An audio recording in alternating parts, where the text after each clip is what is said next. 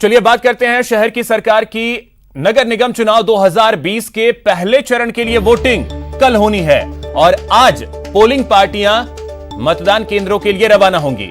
कल 3 निगमों में मतदान होना है और इस दौरान तमाम गाइडलाइंस और सुरक्षा के इंतजाम किए गए हैं। गाइडलाइंस का पालन पूरी तरीके से हो और सुरक्षा के पुख्ता इंतजाम किए गए हैं। तो कल सुबह 7:30 पर वोटिंग की प्रक्रिया शुरू हो जाएगी। जयपुर, जोधपुर और कोटा के एक एक नगर निगम में मतदान कल होना है। तो कोटा से हमारे सहयोगी शाकिर अली और सचिन जयपुर से जुड़ गए। सबसे पहले जयपुर की स्थिति समझने की कोशिश करते हैं। सचिन, जयपुर में किस तरीके से तैयारी की गई है कल को लेकर के? पोलिंग पार्टियां भी अब रवाना होने वाली हैं।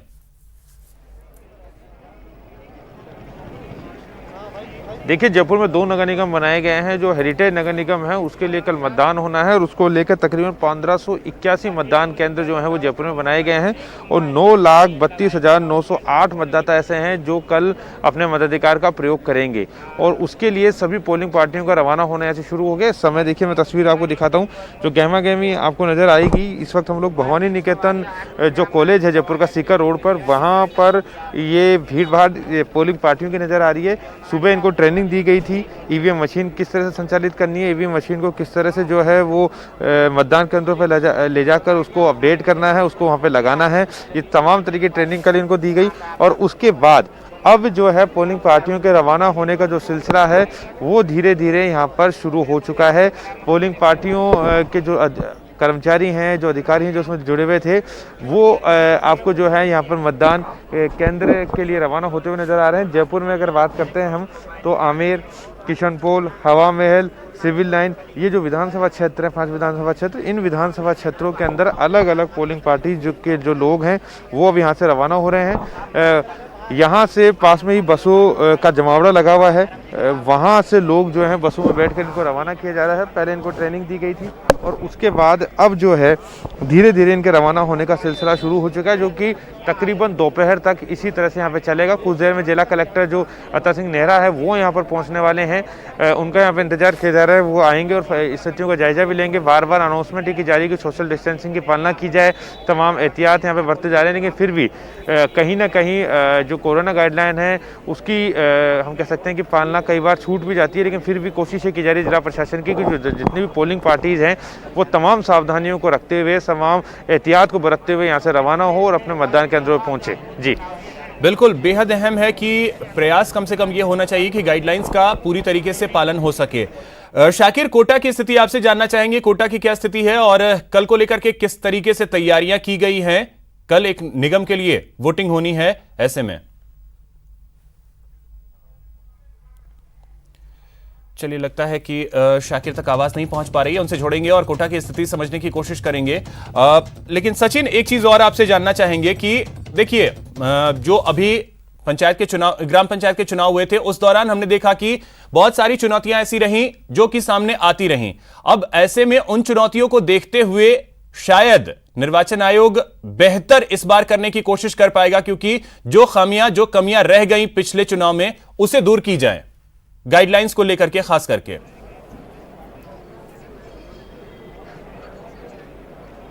बिल्कुल, देखिए, कोशिश यही रहेगी कि मतदान जो है वो शांतिपूर्वक करवाए जाएं, पहली प्राथमिकता रहेगी। और उस समय जो एक दूसरी प्राथमिकता सबसे महत्वपूर्ण है वो ये है कि संक्रमण मुक्त मतदान यहाँ पे करवाया जाए और यही वजह है कि मतदान केंद्रों की संख्या भी काफ़ी ज़्यादा बढ़ा दी गई है। और देखिए, सबसे बड़ा जो फायदा हो रहा है वो ये हो रहा है कि 2 चरणों में चुनाव होने हैं। नगर निगम हेरिटेज और नगर निगम ग्रेटर में चुनाव होने हैं।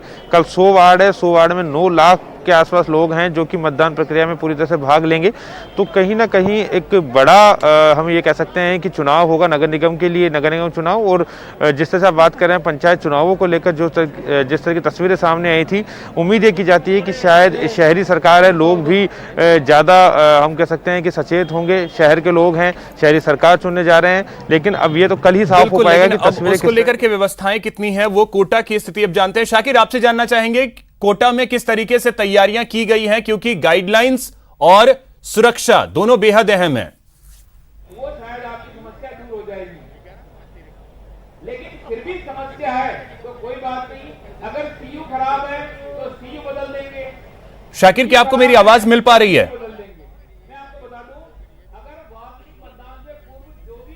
जी बिल्कुल मिल रही है। तस्वीरें दिखाना चाहेंगे। ये जो प्रशिक्षण है वो शुरू हो गया है और कुछ देर बाद जो है मतदान की टोलियां यहां से रवाना होगी। कोटा उत्तर निगम में कल मतदान होना है। 70 वार्ड कोटा उत्तर निगम में है और 3,32,655 मतदाता जो है किस्मत का फैसला करेंगे। सुरक्षा के भी पुख्ता इंतजाम किए गए हैं। सुबह से यहाँ ट्रेनिंग सेशन चल रहा है और लगातार जो है अब क्योंकि मतदान की टोलियां रवाना होने का वक्त हो गया है, मैं बात करने की कोशिश करता हूं कोटा उत्तर के जो प्रभारी बनाए गए हैं, निर्वाचन प्रभारी ताहिर हुसैन साहब से। जी सर, अब मतदान दल रवाना होंगे कुछ देर बाद, क्या तैयारियां हैं? अभी ट्रेनिंग चल रही है। इसके अलावा हमारे जो 555 बूथ है उनके अकॉर्डिंग 555 दल बनाए गए हैं और अभी ट्रेनिंग चल रही है। ट्रेनिंग के बाद जो फर्स्ट शिफ्ट में है 275 तक का, वो यहाँ से थोड़ी देर के बाद रवाना होंगे। 12 बजे के बाद विभिन्न काउंटर बनाए गए उनसे। उसके बाद सेकंड शिफ्ट में 275 से 76, 255, 555 तक के मतदान दल आएंगे और उनको भी ट्रेनिंग दे के भिजवाया जाएगा। बाकी मतदान केंद्र पर संपूर्ण व्यवस्था सुनिश्चित कर ली गई है और शांतिपूर्ण और पारदर्शी मतदान कराने के पूरे प्रयास किए जाएंगे। कोरोना को लेकर भी जो है अलग से इंतजाम किए गए हैं, किस तरह की सावधानियां मतदान केंद्रों पर रखी जाएगी? कोरोना में जो चिकित्सा विभाग की गाइडलाइन है उसका नोडल अधिकारी CMHO को बनाया हुआ है और उसके अकॉर्डिंग आइडेंटिफाई करके अगर कोरोना से कोई पीड़ित है तो उनको मतदान के लिए व्यवस्था की जाएगी। लेकिन 5 बजे बाद अंत में वो पीपी किट करके मतदान कर सकेंगे।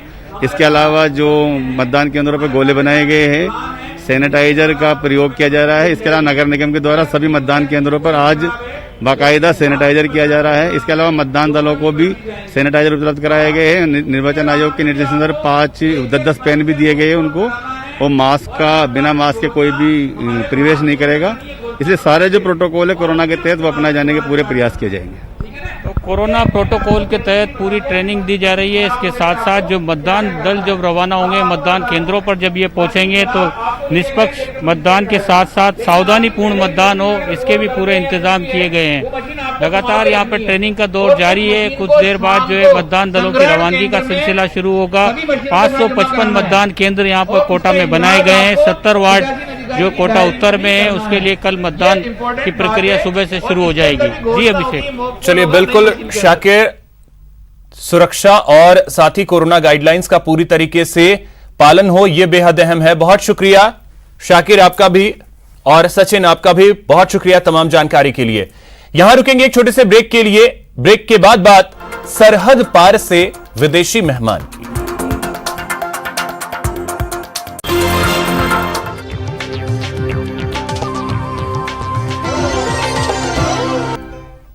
ब्रेक के बाद आपका स्वागत है। एक तरफ प्रदेश के निजी स्कूलों की फीस लेने पर रोक लगी हुई है तो दूसरी तरफ लंबे वक्त से RTE की राशि का भुगतान नहीं होने से अब निजी स्कूलों के संचालक इसको लेकर अपनी आवाज बुलंद करने लगे हैं।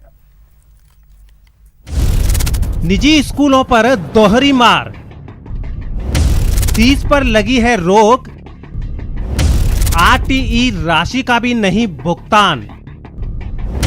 निजी स्कूलों की मांग, RTE की किश्त का जल्द हो भुगतान। फीस पर रोक और लंबे वक्त से RTE राशि का भुगतान नहीं होने से निजी स्कूलों पर इसका बड़ा असर हुआ है। जी हां, प्रदेश सरकार की ओर से निजी स्कूलों को RTE की राशि का करीब 800 करोड़ रुपए का बकाया भुगतान नहीं किया गया है। इसको लेकर अब निजी स्कूलों के करीब 11 लाख टीचर और कर्मचारी शिक्षा बचाओ संघर्ष समिति के बैनर तले सड़कों पर उतरकर अपनी आवाज बुलंद करने लगे हैं। स्कूलों को सरकार को प्रथम किश्त अगस्त माह में देनी है, द्वितीय किश्त जनवरी माह में देनी है। हर साल ये 65% पैसा केंद्र सरकार से ऑन टाइम ले रहे हैं। बावजूद इसके यहाँ पर ये मिली भगत करके खाते हैं और छोटे स्कूलों को क्या पूरे 50,000 स्कूलों को जिनमें RT के बच्चे अध्ययनरत है उनको आज तक का पैसा नहीं दिया। साहब 3 साल हो गए। क्या हमारी दिवाली नहीं है? क्या हमारे शिक्षक उनको वेतन की दरकार नहीं है? क्या उनके बाल बच्चे नहीं है? वो भूखे मरेंगे। शिक्षा का अधिकार अधिनियम यानी आरटीई के तहत निजी स्कूलों में 25% सीटों पर आर्थिक रूप से कमजोर बच्चों को दाखिला दिया जाता है, जिसका भुगतान केंद्र और राज्य सरकार की ओर से किया जाता है, जिसमें 65% राशि केंद्र सरकार देती है जबकि 35% राज्य सरकार देती है। लेकिन राज्य सरकार की ओर से आरटीई राशि का लंबे वक्त से भुगतान नहीं किया गया है। इसको लेकर स्कूल संचालकों ने ज्ञापन दिया है, जिसके बाद शिक्षा मंत्री गोविंद सिंह डोटासरा ने आरटीई राशि का जल्द भुगतान करने का भरोसा दिया है। कोविड-19 को लेकर पिछले 6-7 महीने से स्कूलें बंद है। पेरेंट्स फीस को लेकर हाई कोर्ट में गए, हाई कोर्ट की रोक है। इस वजह से प्राइवेट स्कूल्स फीस को लेकर बहुत परेशान है। एकमात्र सहारा मिलता है आरटीई के भुगतान का। दुर्भाग्य से 30/11/2019 तक बिल जनरेट करने की एक शर्त लगाए जाने के कारण लगभग 800 स्कूलों का 18-19 की प्रथम और द्वितीय किस्त बाकी रह गई है। उसके अलावा 19-20 की सेकंड किस्त सभी स्कूलों की बाकी है। हमने इसको लेकर इस राज्य भर के स्कूलों ने ज्ञापन दिया और इस पर कल शिक्षा मंत्री जी ने हमारे एक प्रतिनिधिमंडल को बुलाया, सारी बातचीत की और उन्होंने पूरे मैटर को समझा और उन्होंने शीघ्र ही भुगतान करने का आश्वासन दिलाया है। आइए अब आपको बताते हैं पूरे प्रदेश के निजी स्कूलों को प्रदेश सरकार की ओर से कब से आरटीई राशि का भुगतान नहीं किया गया, कितनी राशि बकाया है। 34,701 निजी स्कूलों की आरटीई की 800 करोड़ रुपए का भुगतान नहीं। स्कूलों की सत्र 2019-20 की दूसरी किश्त बाकी है। पिछले 3 सालों से करीब 10,000 स्कूलों की आरटीई राशि बाकी है। 800 स्कूलों में सत्र 2018-19 की दोनों किश्त का भुगतान नहीं हुआ है। स्कूल संचालकों की बकाया राशि का ब्याज सहित भुगतान की मांग है। एक स्टूडेंट पर 1 साल के लिए आरटीई के तहत 10,513 रुपए की राशि दी जाती है। कोरोना काल में निजी स्कूलों को आर्थिक मार पड़ी है, तो दूसरी तरफ आरटीई राशि का भुगतान नहीं होने से निजी स्कूल संचालकों की परेशानी काफी बढ़ गई है। हालांकि इसको लेकर शिक्षा मंत्री ने जल्द बकाया भुगतान का भरोसा दिया है। ऐसे में उम्मीद की जानी चाहिए कि निजी स्कूलों की आरटीई राशि का जल्द भुगतान होगा ताकि निजी स्कूलों की परेशानी दूर हो सके। न्यूज़ 18 राजस्थान के लिए जयपुर से महेश दादीज की रिपोर्ट। डूंगरपुर नगर परिषद कोरोना से बचाव के लिए नो मास्क नो एंट्री अभियान को सफल बनाने में जुटी है और इसी के तहत हर दिन जागरूकता रैली से आमजन को कोरोना के प्रति जागरूक किया जा रहा है। देखिए रिपोर्ट। तू खुद बन जा पहरेदार, आ गया है मौका इस बार। तू कर ले राष्ट्र सुरक्षा अपार, तो खुद बन जा पहरेदार। खुद बनना होगा पहरेदार उस घातक वायरस के वार को रोकने के लिए, उस कातिल कोरोना से बचने के लिए जो दिन रात पांव पसार रहा है, लोगों को अपने आगोश में जकड़ रहा है। शपथ लेनी हमको और आपको कोरोना को हराने की, वायरस को भगाने की। इसी पथ पर डूंगरपुर नगर परिषद चल पड़ा है। यहाँ जन जन ने शपथ खाई, मन में ठानी कोरोना को मात देने की। यहाँ पर 3 अक्टूबर से अभियान का आगाज हो चुका है। इसी मिशन के तहत हर रोज शहर के एक वार्ड में कोरोना जागरूकता रैली, मास्क वितरण, स्टिकर लगाने और पंप प्लेट वितरण का काम किया जा रहा है। साथ ही लोगों को मास्क की उपयोगिता के साथ कोरोना से बचाव के प्रति जागरूक किया जा रहा है। नगर परिषद के आयुक्त की माने तो अब तक शहर में 40,000 के करीब मास्क का वितरण किया जा चुका है। नगर परिषद का सपना सिर्फ एक नो मास्क नो एंट्री वाले सीएम गहलोत के अभियान को हर हाल में सफल बनाना है। माननीय मुख्यमंत्री महोदय और राज्य सरकार द्वारा जो कोरोना जन आंदोलन के रूप में परिवर्तित कर अभियान चलाया जा रहा है, उस कड़ी में नगर परिषद डूंगरपुर द्वारा 3 अक्टूबर से ही विशेष अभियान चलाया जाकर प्रतिदिन शहर के विभिन्न गलियों, मार्गों और विभिन्न सोसाइटीज के ग्रुप से, चाहे वो जनप्रतिनिधि हो। इसी बीच एक बड़ी खबर आपको बता दें, सीएस और डीजीपी को लेकर सरगर्मियां तेज हो गई हैं। सीएस राजीव स्वरूप दिल्ली के लिए रवाना हुए हैं। यूपीएससी में होने वाली बैठक में हिस्सा लेंगे। मुख्य सचिव के एक्सटेंशन का भी मामला जो है, केंद्र सरकार ने राज्य सरकार को जवाब भेजा है। सीएस राजीव स्वरूप 31 अक्टूबर को रिटायर हो रहे हैं। CS स्वरूप का एक्सटेंशन बढ़ेगा या नहीं, इस पर फिलहाल संशय बरकरार है। केंद्र सरकार से राज्य सरकार को क्या जवाब मिला है? कार्यवाहक DGP ML Lather, BL Soni और अक्षय मिश्रा डीजीपी के प्रमुख दावेदार माने जा रहे हैं। प्रेम मीणा हमारे सहयोगी अधिक जानकारी के साथ जुड़ गए। प्रेम, उम्मीद की जानी चाहिए कि यूपीएससी की बैठक के बाद स्थिति स्पष्ट हो जाएगी। देखिए अभिषेक जी, मैं आपको बताना चाहूंगा, राज्य की ब्यूरोक्रेसी के लिए आज का दिन बहुत महत्वपूर्ण माना जा रहा है। दरअसल मुख्य सचिव राजीव स्वरूप का एक्सटेंशन बढ़ेगा या नहीं, ये आज तस्वीर पूरी तरह साफ हो जाएगी। इस बीच मुख्य सचिव राजीव स्वरूप डीजीपी की पैनल के लिए यूपीएससी की बोर्ड मीटिंग में भाग लेने के लिए दिल्ली के लिए रवाना हो गए हैं। ऐसा माना जा रहा है कि डीजीपी आज शाम तक वापस लौट सकते हैं और अपने साथ डीजीपी का पैनल भी लेकर आएंगे। जहाँ तक डीजीपी कौन बनेगा इसका सवाल है, तो ये 1 नवंबर के आसपास ही इसके पूरी जानकारी मिल पाएगी। फिलहाल कार्यवाहक डीजीपी ML लाठर, अक्षय मिश्रा और BL सोनी डीजीपी की रेस में बराबर बने हुए हैं। इस बीच यदि केंद्र सरकार मुख्य सचिव को एक्सटेंशन नहीं देती है तो फिर राज्य सरकार एक विकल्प लेकर चल रही है ताकि 1 नवंबर को ब्यूरोक्रेसी का नया मुखिया बन सके। फिलहाल ऐसा माना जा रहा है कि यदि केंद्र सरकार मुख्य सचिव राजीव स्वरूप को एक्सटेंशन के लिए हरी झंडी नहीं देती है तो फिर वरिष्ठ IAS अधिकारी रविशंकर श्रीवास्तव। चलिए, बिल्कुल, बहुत शुक्रिया प्रेम आपका तमाम जानकारी के लिए। मारवाड़ के जलाशय आजकल गुलजार हैं उन विदेशी मेहमानों से जो 7 समंदर पार कर यहां के जलाशयों की सुंदरता में 4 चांद लगा रहे हैं। जैसलमेर की कुदरती फिजा में आजकल वो कलरव है जो मन को छू रहा है और दिल को खूब सुकून दे रहा है।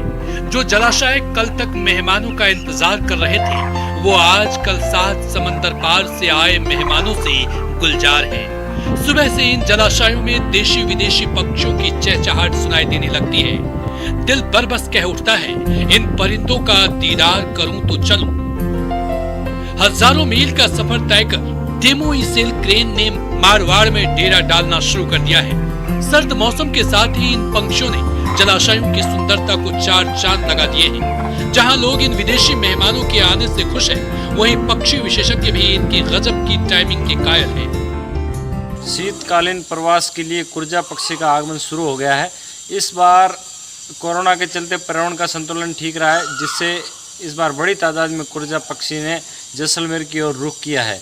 पक्षी प्रेमियों के लिए यह शुभ संदेश है। कुदरत ने इन पंक्षियों को कुछ विशेष क्षमता प्रदान की है, जिसके बल पर ये कूजरा सवेरिया मौसम में शुरू होने वाले बदलाव को पहले से जान लेती है कि अब मौसम बदलने वाला है और बगैर किसी GPS की मदद से ये पक्षी करीब 6000 किलोमीटर का सफर तय कर मारवाड़ पहुंच जाती है। कुर्जा यहाँ के परिवेश में इतना घुल मिल गया है कि इस पर कई लोकगीत भी बन चुके हैं।